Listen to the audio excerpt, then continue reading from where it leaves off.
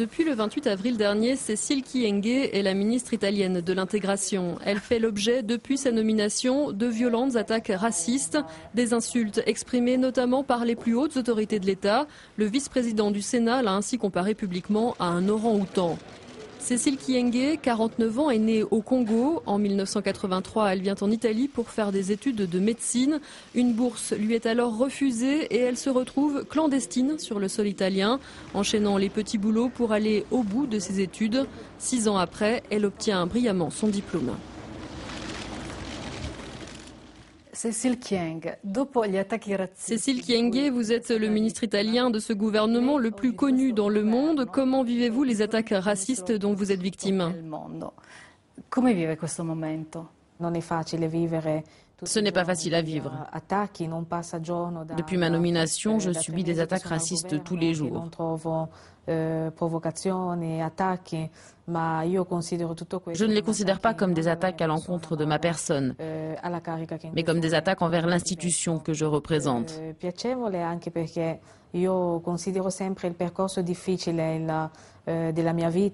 En même temps, c'est une expérience importante. J'ai toujours en tête le parcours difficile de ma vie jusque-là. Et mon objectif est toujours le même, aider les autres.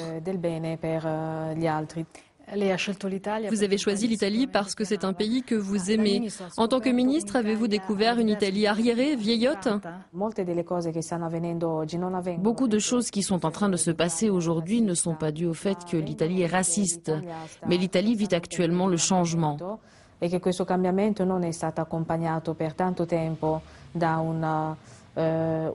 Ce changement n'a pas été accompagné par une politique différente, par une communication qui explique le phénomène migratoire, ni surtout par une éducation qui prend en compte la mémoire de l'histoire italienne.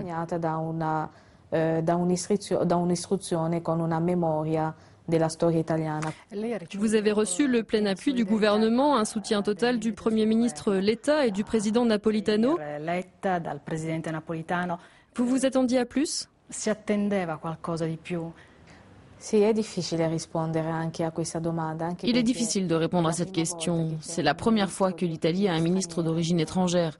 C'est la première fois que l'Italie est confrontée à cette problématique. Vous auriez voulu la démission du vice-président du Sénat? Ce n'est pas à moi de le demander. Ce n'est pas de ma compétence. Cécile Kyenge, en tant que personne, aurait voulu cette démission, pas la ministre, la personne. J'aurais voulu... Finalement, c'était à lui de prendre cette décision. Personne ne devait lui imposer ça. Le changement commence comme ça. Il faut que chacun d'entre nous prenne position et soit capable de faire marche arrière. Les Italiens sont racistes?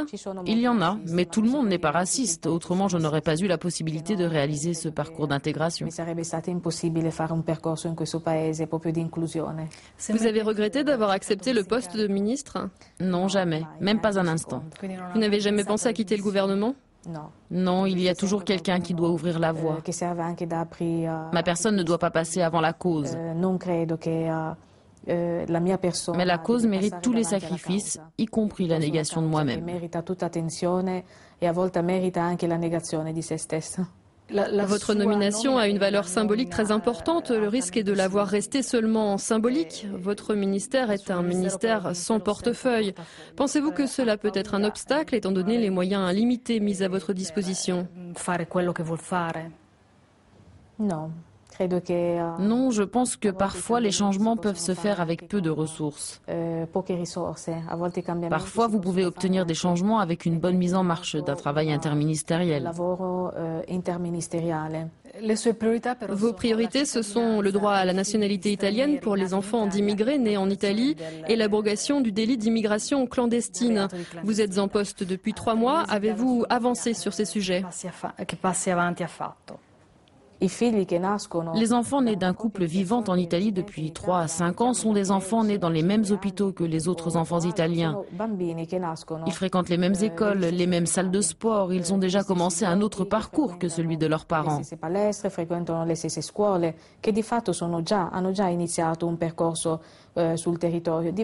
Il s'agit d'un accès facilité à la citoyenneté. Et c'est sur cette question que le gouvernement travaille aujourd'hui. Il y a presque 20 projets de loi présentés au niveau ministériel. Mon ministère a travaillé à la simplification de la procédure administrative d'obtention de la nationalité. Parmi les autres mesures, il y a la possibilité de prouver que l'on réside légalement sur le territoire, non seulement avec un titre de séjour, mais aussi avec d'autres types de documents comme un certificat d'inscription à l'école, par exemple.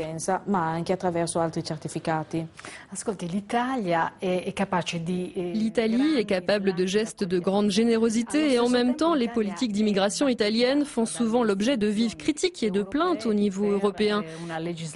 Quel est, selon vous, le vrai visage de l'Italie ? Molto dura.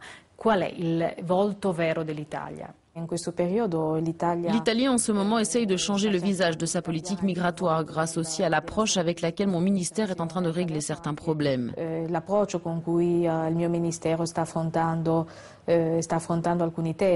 fait que nous ayons un ministère de l'intégration est aussi une question clé pour le pays. L'Italie gère seule le flux de l'immigration clandestine et l'absence de l'Union européenne, d'une politique européenne de l'immigration se fait vraiment sentir ?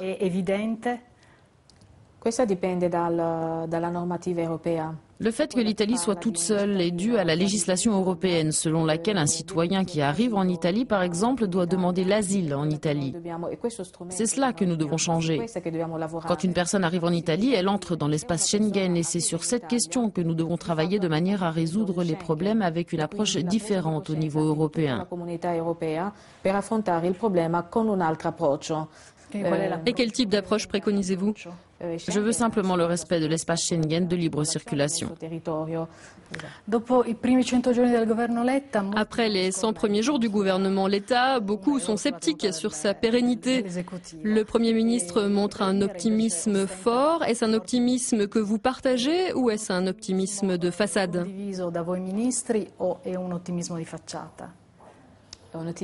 Oui, nous partageons cet optimisme. Certains pensaient même que nous ne tiendrions pas 100 jours. Nous avons aujourd'hui dépassé les 100 jours et c'est un pas important. Êtes-vous nostalgique de votre vie d'avant, celle de médecin ? Oui, et c'est la première fois que j'en profite pour saluer mes patientes.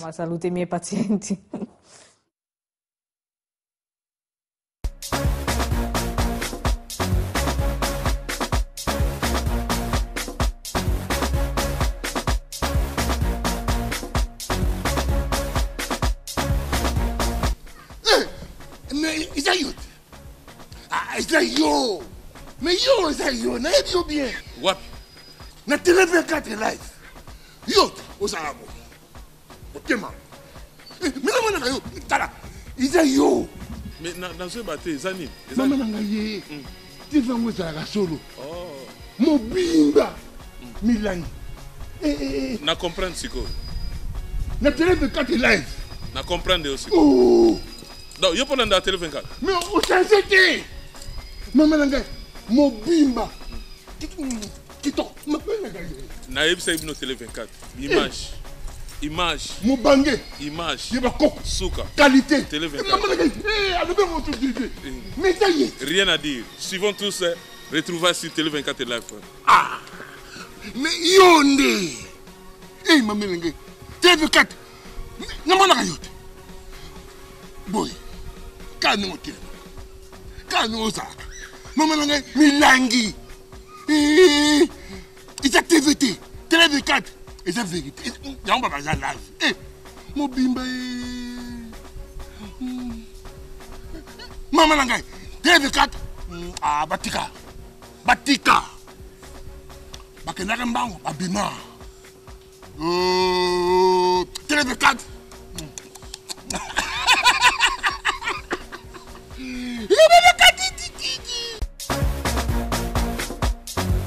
Télé 24 Live, votre réseau d'information. Restez branchés sur www.tele24live.com.